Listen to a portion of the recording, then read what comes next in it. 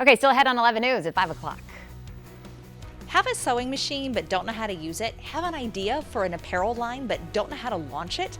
I'm Jennifer Franciotti, and here at Sew Bromo, Baltimore's garment industry is being revitalized one entrepreneur at a time.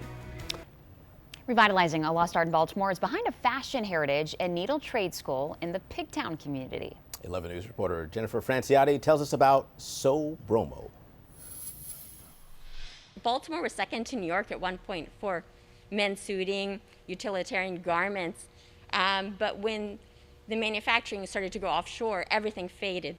But now in the heart of Pigtown, Baltimore's fashion and garment industry is being revitalized thanks to Sew Bromo. The unique thing about what we are is we are a factory, so we're teaching you in the kitchen.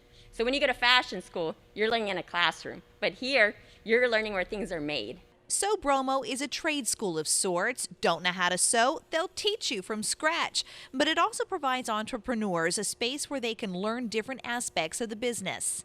I have harnesses, collars, leashes, matching face masks. Juliana Stube is learning how to grow her Baltimore-made pet accessories company.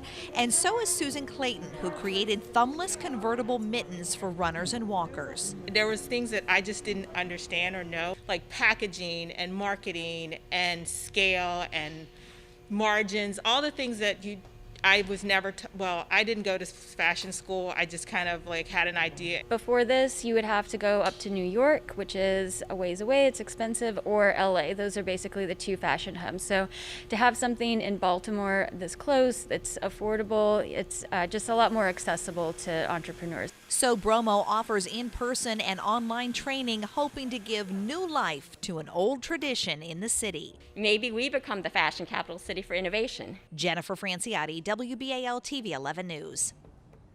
I like that thought. Thank you, Jennifer, for stitching together that story about Sew Bromo.